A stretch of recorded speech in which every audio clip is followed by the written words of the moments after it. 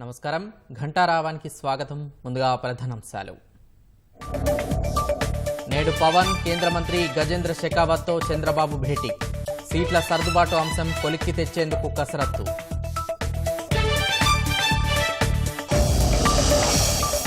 చరిత్ర ఎరుగని రీతిలో తీవ్ర దుర్భిక్ష పరిస్థితులు. 45 లక్షల ఎకరాలు బీడువారిన మొద్దు నిద్ర వీడని సర్కార్. గ్రానైట్పై విద్యుత్ ఛార్జీలు రుసుములు బాదుడు.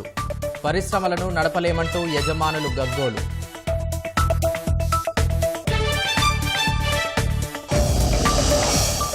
బలహీన వర్గాలను దగా చేసిన ముఖ్యమంత్రి జగన్. స్వయం ఉపాధి రాయితీ రుణాలు లేక ఇబ్బందులు.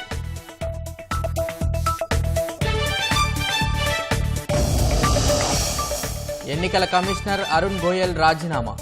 మోదీ సర్కార్తో విభేదాలే కారణమన్న విపక్షాలు.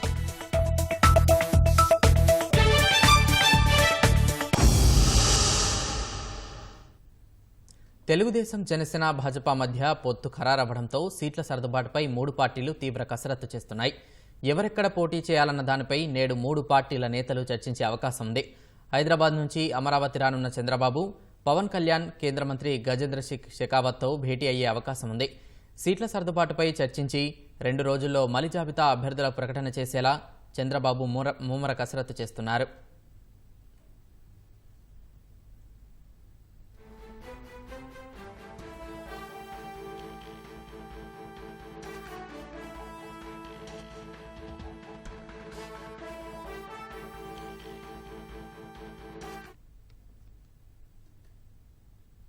ఒకవైపు ప్రకృతి వైపరీత్యం, మరోవైపు జగన్ సర్కార్ పైత్యం అన్నదాతకు శాపంగా మారాయి.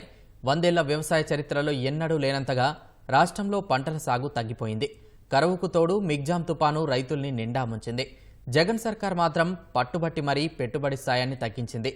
లక్షల ఎకరాలు పంటల్లేక బోసిపోతుంటే, కర్షకులు, వ్యవసాయ కూలీలు కన్నీళ్లు పెడుతుంటే ఆదుకోవాల్సిన ముఖ్యమంత్రి జగన్ నిర్దయగా వ్యవహరిస్తున్నారు. అన్నపూర్ణ ఆంధ్రప్రదేశ్లో ఆర్ధనాదాలను పట్టించుకోవడం లేదు. రాష్ట్ర వ్యవసాయ రంగ చరిత్రలో ఎన్నడూ లేనంత తక్కువ స్థాయికి సాగు పడిపోయింది. 2023 జూన్ నుంచి కరువు కరాల నృత్యం చేస్తోంది. ఖరీఫ్, రబీ కలిపి 45 లక్షల ఎకరాల్లో విత్తనం పడలేదు. కరువు, తుపానులతో 43 లక్షల ఎకరాల్లో సాగు చేసిన పైర్లు దెబ్బతిన్నాయి. సాగు రంగంలో పరిస్థితి ఇంత దుర్భరంగా ఉంటే వైకాపా సర్కారు ఏం చేస్తోంది? ఎండిపోయిన పంటల్ని పరిశీలించడానికి సీఎం జగన్ ఇంతవరకు ప్యాలెస్ వదిలి బయటికి రాలేదు. కనీసం పరిస్థితిపై సమీక్షించలేదు.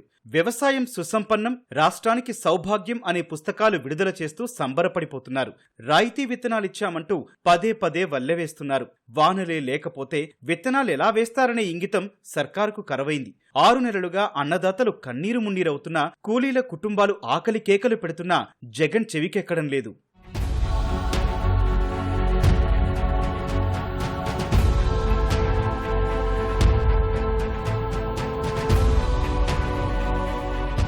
కరువు, పెట్టుబడి సాయం చేయడంలోనూ జగన్ సర్కారు విఫలమైంది. ఖరీఫ్లో 56 లక్షల ఎకరాల్లో పంటలు వేస్తే వానలు లేక, సాగునీరందక 23 లక్షల ఎకరాలకు పైగా విస్తీర్ణంలో దెబ్బతిన్నాయి. కొన్ని చోట్ల పూర్తిగా ఎండిపోయాయి. ప్రభుత్వం మాత్రం 7 జిల్లాల్లోని 103 మండలాల్లోనే కరువు ఉన్నట్లు ప్రకటించింది. 14.21 లక్షల ఎకరాల్లో మాత్రమే పంట నష్టం జరిగినట్లు గుర్తించి పెట్టుబడి సాయంగా 847 కోట్లుగా నిర్ణయించింది. 2023 డిసెంబర్ మొదటి వారంలో మిగ్జాం తుపాను 22 జిల్లాల్లో విలయం సృష్టించింది. 20 లక్షల ఎకరాల్లో పంటలు దెబ్బతిన్నాయి. 12 లక్షల ఎకరాల్లోనే పంట నష్టం జరిగిందని కేంద్రానికి నివేదించిన ప్రభుత్వం ఆ తర్వాత మళ్లీ నాలుక మడతేసింది. పొలాల్లో నుంచి నీరు బయటకు వెళ్లిపోవడంతో నష్టం తగ్గిందంటూ 6.64 లక్షల ఎకరాలకే పంట నష్టాన్ని కుదించింది. 442 కోట్లను పెట్టుబడి సాయంగా నిర్ణయించింది.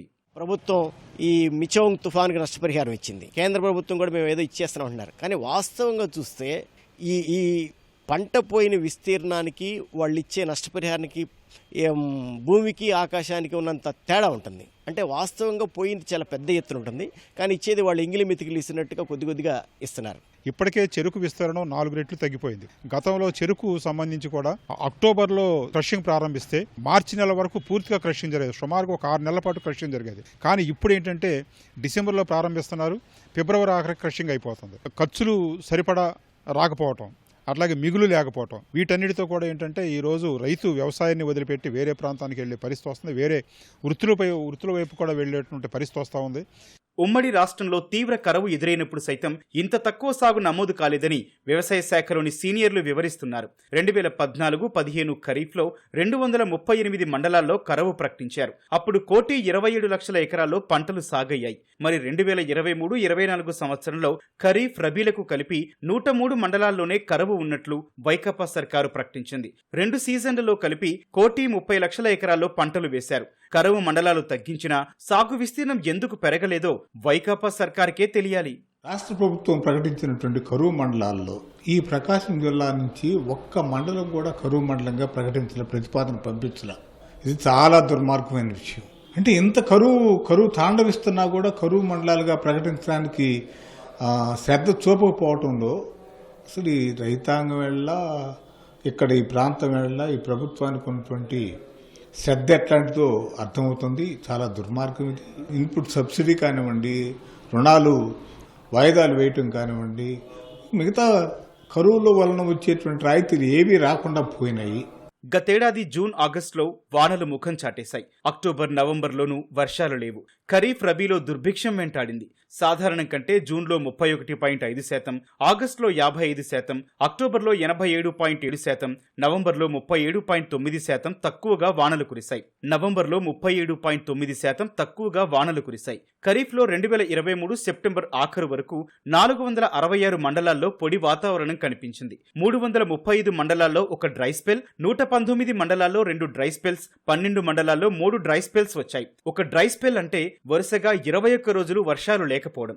రబీలో జనవరి ఆఖరుకు 661 మండలాల్లో పొడి వాతావరణం కొనసాగింది. 255 మండలాల్లో ఒక డ్రై స్పెల్, 378 మండలాల్లో 2 డ్రై స్పెల్స్, 28 మండలాల్లో 3 డ్రై స్పెల్స్ వచ్చాయి.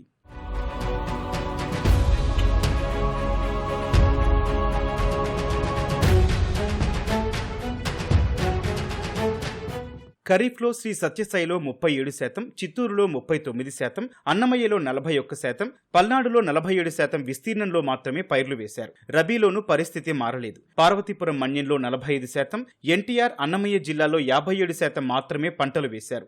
రాయలసీమ, ఉత్తరాంధ్రలోని అధిక శాతం ప్రాంతాల్లో నీరందక వరి, మెట్టపైర్లు ఎండుముఖం పట్టాయి. పత్తి, కంది దిగుబడులు భారీగా తగ్గాయి. అక్టోబర్లో మిరప, పొగాకు వేయడానికి ట్యాంకర్ల ద్వారా నీరు సరఫరా చేశారు. డిసెంబర్లో తుపాను కారణంగా చేతికొచ్చే దిశలో వరి నేలవాలింది. రైతులు అధికంగా నష్టపోయారు. కొన్ని చోట్ల గింజ కూడా రాలేదు. మిరప, మినుము తదితర పంటలు నీటిలో నాని కుళ్లిపోయాయి. రాష్ట్ర వ్యాప్తంగా ఇలాంటి దుర్భర పరిస్థితులు ఎన్నో. ఉద్యాన పంటల సాగు పరిస్థితి చాలా దారుణంగా ఉంది.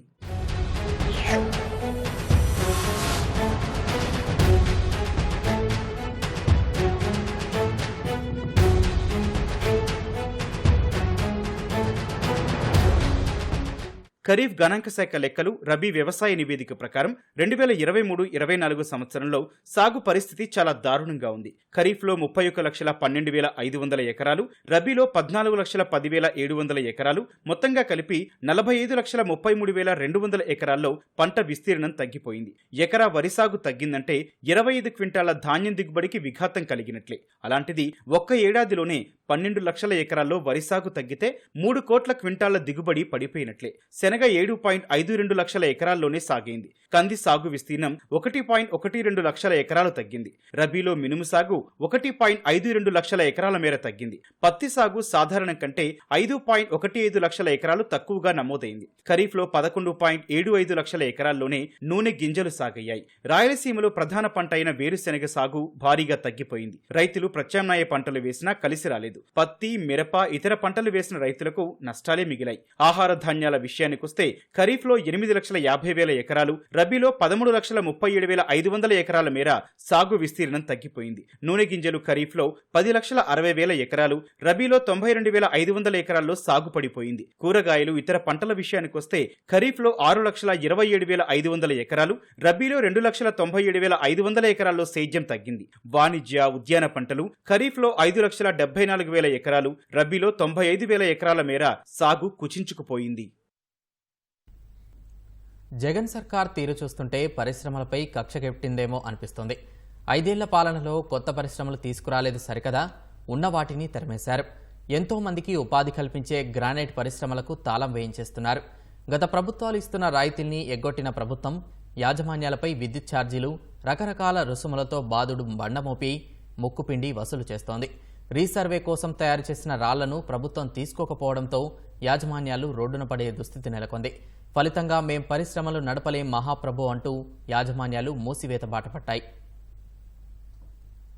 వేల మందికి ప్రత్యక్షంగా, లక్ష మందికి పరోక్షంగా ఉపాధి కల్పించే గ్రానైట్ పరిశ్రమను వైకాపా సర్కార్ ముంచేసింది. జగన్ అధికారం చేపట్టగానే గ్రానైట్ లీజుల్లో తనిఖీల పేరిట వేధింపులు మొదలెట్టారు. భారీ జరిమానాలతో బెదిరించి లీజుదారులను దారికి తెచ్చుకున్నారు. కొందరు తమ లీజులను అధికార పార్టీ వాళ్లకు అమ్ముకోవాల్సి వచ్చింది. మరికొందరు వైకాపా నేతలకు భాగస్వామ్యం కల్పించారు. ఇలా దారికొచ్చిన వారికే జరిమానాల నుంచి అధికారులు ఉపశమనం కలిగించారు. గ్రానైట్ కట్టింగ్, పాలిషింగ్ యూనిట్ల విషయంలోనూ ఇదే ధోరణి. పరిశ్రమల మనుగడకు సహకారం అందించకుండా విద్యుత్ ఛార్జీలు, ఇతర రుసుములు పేరిట బాధేస్తున్నారు. రాయితీలను ఆపేశారు. రాష్ట్ర వ్యాప్తంగా 4,000 గ్రానైట్ పరిశ్రమలు మూతపడే పరిస్థితి నెలకొంది.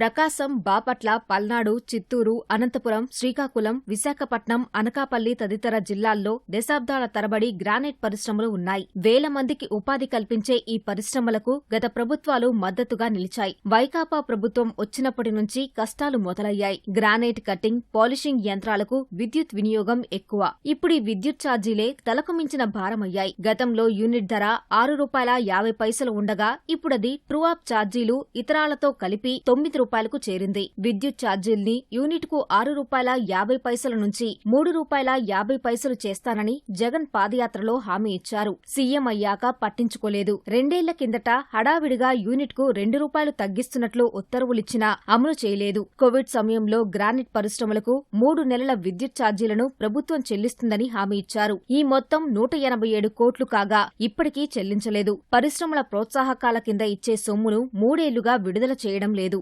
విద్యుత్ బిల్లులో 25%, బ్యాంకు రుణవడ్డీలో పావలా రాయితీగా ఇవ్వాలి. కొత్తగా ఏర్పాటు చేసిన పరిశ్రమలకు పెట్టుబడి రాయితీని చెల్లించాలి. వీటిని విడుదల చేయడం లేదు. ప్రభుత్వం చేపట్టిన రీసర్వే కోసం రాష్ట్ర వ్యాప్తంగా ప్రతి గ్రానైట్ పరిశ్రమ సర్వే రాళ్లు ఇవ్వాల్సిందేనని హుకుం జారీ చేశారు. ఒక్కో పరిశ్రమకు లక్ష్యాన్ని నిర్దేశించి రాళ్లు తయారు చేయించారు. యజమానులు ఇప్పటికే రీసర్వేలో 3 విడతలకు 76 లక్షల సర్వే రాళ్లను ఏపీఎండీసీ ద్వారా సరఫరా చేశారు. 3వ విడత రీసర్వే ఇంకా పూర్తి కాలేదు. దీంతో 4వ విడతకు సిద్ధం చేసిన రాళ్లను తీసుకోకుండా నిలిపేశారు. జగన్ గారు ప్రతిష్టాత్మకంగా చేపట్టిన భూ సర్వేలో డిపార్ట్మెంట్ వాళ్ళు, ప్రజాప్రతినిధులు మొత్తం అందరూ కూడా మాతో బలవంతంగా సర్వే స్టోన్లు పోయించారు. ఒక 10-15 లక్షల వరకు సర్వే స్టోన్స్ ఉండిపోయినాయండి. సరాసరి 40 నుంచి 50 కోట్ల వరకు వాల్యూ ఉందండి. దానివల్ల 100 ఫ్యాక్టరీలో ఉన్నాయండి.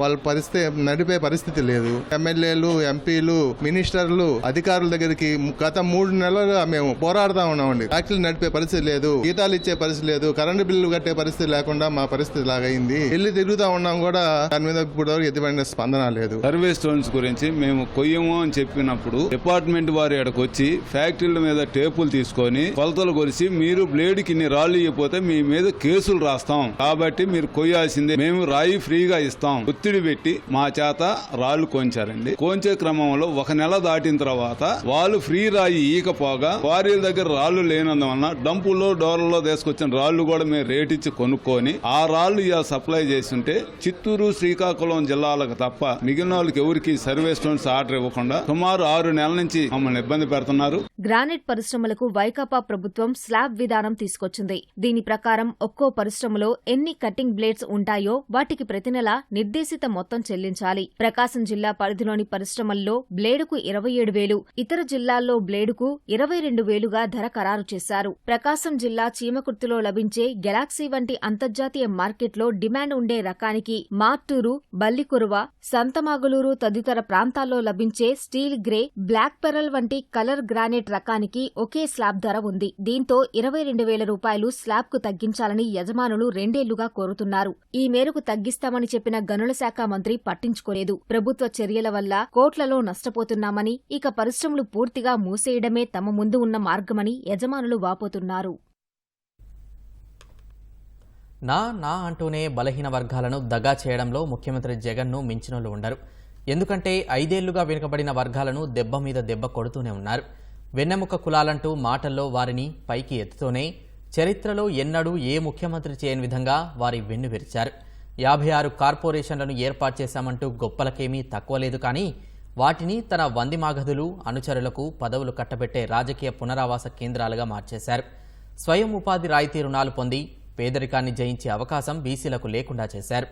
వృత్తిదారులను కుంగదీశారు. ఎన్నికల వేళ మరోసారి బీసీలను ముంచేందుకు సిద్ధం అంటున్నారు.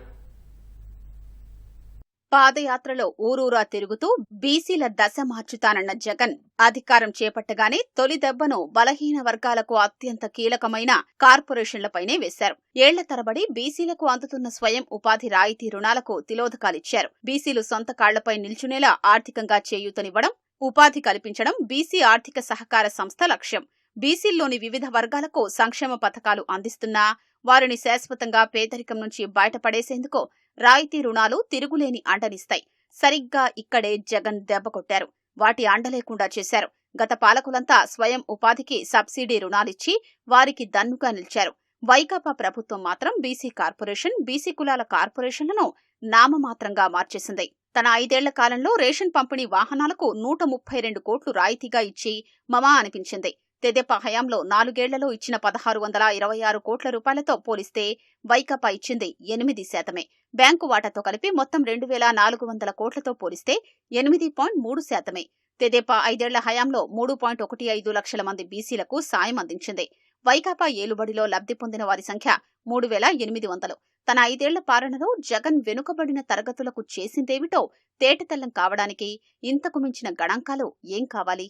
కుల వృత్తుల వారికి గత ప్రభుత్వాలు 20% నుంచి 50% వరకు రాయితీపై బ్యాంకుల ద్వారా రుణాలు అందించాయి. 1,00,000 నుంచి 25 లక్షల వరకు రుణాలిచ్చి స్వయం ఉపాధికి ఊతమిచ్చాయి. బీసీ యువత పెద్ద ఎత్తున వీటిని వినియోగించుకుంది. తెదేపా హయాంలో యాదవుల అభివృద్ధికి ప్రత్యేక ఫెడరేషన్ ఏర్పాటు చేసి కేంద్ర ప్రభుత్వ సహకారంతో ఒక్కొక్కరికి 5 లక్షల రుణం అందించింది. ఇలా 80 కోట్ల వరకు ఖర్చు చేసింది. 50% రాయితీతో 25 లక్షల రుణమిచ్చి మినీ డైరీ యూనిట్ల ఏర్పాటును ప్రోత్సహించింది. ఉపాధి హామీ పథకం కింద గొర్రెలు, గేదెల షెడ్ల ఏర్పాటుకు ఆర్థిక సాయం అందించింది. రజకులు, కల్లుగీత కార్మికులు, వడ్డెరలు, నాయి బ్రాహ్మణులు, వాల్మీకి, ఇతర బీసీ కులాలకు 1,00,000 రాయితీతో 2 లక్షల రూపాయల వరకు స్వయం ఉపాధి రుణాలు అందేలా చూసింది. ఫలితంగా వేల మందికి చేయూత లభించింది. జగన్ పాలనలో మాత్రం బీసీలకు అడుగడుగునా వంచనే మిగిలింది.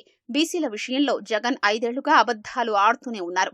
మోసపూరిత మాటలతో ఓట్ల గాలం వేయడంలో ఆరితేరిన ఆయన నవరత్న పథకాల నిధుల్నే కార్పొరేషన్ల ద్వారా అందిస్తూ దాన్నే బీసీలకు చేసిన ప్రత్యేక సాయంగా చూపించారు. ఇంతకంటే దారుణం మరొకటుంటుందా? చేదోడు, మత్స్యకార భరోసా, నేతన్న నేస్తం పథకాల ద్వారా బీసీలకు కొంత ఆర్థిక సాయం అందిస్తున్నా అది వారిని పేదరికం నుంచి శాశ్వతంగా బయటపడేసే స్థాయిలో ఉండటం లేదు. బీసీల్లో అత్యంత వెనుకబడిన వర్గాల కోసం తెదేపా ప్రభుత్వం 2016లో ఎంబీసీ కార్పొరేషన్ ఏర్పాటు చేసింది. మిగతా వర్గాలకు 50% వరకు రాయితీతో రుణాలివ్వగా ఎంబీసీలకు 90% రాయితీ అందించింది. ఈ కార్పొరేషన్ ద్వారా గత ప్రభుత్వంలో 21,711 మంది 84 కోట్ల రూపాయల మేర లబ్ధి పొందారు. జగన్ సీఎంగా బాధ్యతలు చేపట్టాక వీరికి మొండి చేయి చూపారు. బీసీలకు గత ప్రభుత్వం కేటాయించిన నిధుల్ని వెనక్కి తీసుకుని దగా చేశారు. అన్ని కార్పొరేషన్లకు చెందిన 488 కోట్ల రూపాయలు బ్యాంకుల్లో ఉంటే అందులో బీసీలకు చెందినవే 200 కోట్లు. వాటిని వైకాపా సర్కార్ తీసేసుకుంది. ఈ మొత్తం వరకైనా బీసీలకు రుణాలుగా ఇవ్వాలనే ఆలోచనైనా చేయలేదు. తెలుగుదేశం ప్రభుత్వం 2018-19 సంవత్సరంలో బీసీల స్వయం ఉపాధి రుణాలకు 1,030 కోట్ల రూపాయలు కేటాయిస్తే ఆ మొత్తాన్ని అధికారం చేపట్టగానే జగన్ రద్దు చేశారు. 6.93 లక్షల దరఖాస్తులను తిరస్కరించి వారి నోట్లో మట్టి కొట్టారు. విత్తన పొట్టేళ్ల కోసం కేంద్ర ప్రభుత్వం మంజూరు చేసిన నిధుల్ని జగన్ ప్రభుత్వం ఇతరాలకు మళ్లించింది. వీటిని 100% రాయితీతో బీసీలకు అందించాల్సి ఉండగా ఆ పని చేయలేదు. బీసీ కార్పొరేషన్ల చైర్మన్లు, డైరెక్టర్ల జీతభత్యాలకు మాత్రం జగన్ ఏ లోటు లేకుండా చేశారు. నెలకు చైర్మన్కు 56,000, డైరెక్టర్లకు 12,000 చొప్పున చెల్లించారు. వాహన భత్యం కింద 65,000, పీఏకు అదనంగా 12,000 ఇచ్చారు. ఇలా వారి జీతభత్యాలకే 50 కోట్లు ఖర్చు చేశారు. పైగా తమ సంస్థల ఆధ్వర్యంలో ఒక్క పైసా పని కూడా చేయకుండానే ఈ కార్పొరేషన్ల చైర్మన్లు, డైరెక్టర్ల పదవీకాలం ముగిసిపోనుండడం అసలైన విషాదం. ఎన్నికలు సమీపిస్తున్న వేళ రాష్ట్రంలో పలుచోట్ల ఫ్లెక్సీల చించివేత ఉద్రిక్తత పరిస్థితులకు దారితీస్తోంది. తెలుగుదేశం నేతల ఫ్లెక్సీలను లక్ష్యంగా చేసుకుని వైకాపా శ్రేణులు దాడులకు పాల్పడుతున్నారు. తాడిపత్రి, తెనాలి, మాట్టూరులో తెలుగుదేశం ఫ్లెక్సీల చించివేతపై ఆ పార్టీ నేతలు పోలీసులకు ఫిర్యాదు చేశారు. తాడిపత్రిలో నేడు లోకేష్ శంఖారావం సభ ఉండడంతో తెలుగుదేశం నేతలు పెద్ద ఎత్తున ఫ్లెక్సీలు ఏర్పాటు చేశారు. పట్టణం మొత్తం పసుపుమయం చేశారు. దీన్ని తట్టుకోలేని వైకాపా శ్రేణులు అర్ధరాత్రి వాటిని చించివేశారు. ఈ దృశ్యాలు అక్కడున్న సీసీ కెమెరాల్లో నమోదయ్యాయి. ఫ్లెక్సీలు చించివేసిన వారిపై చర్యలు తీసుకోవాలని తెలుగుదేశం నేతలు పోలీసులకు ఫిర్యాదు చేశారు.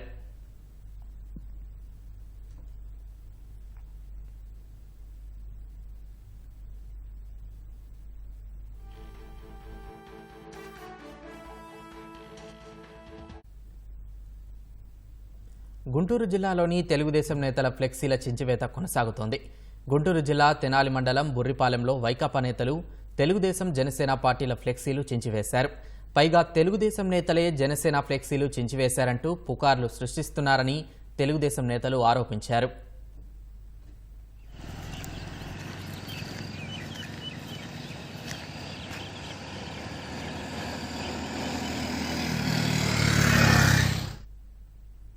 బాపట్ల జిల్లా పర్చూరు తెలుగుదేశం ఎమ్మెల్యే ఏలూరి సాంబశివరావు కార్యాలయం ఎదుట ఫ్లెక్సీ చించివేశారు.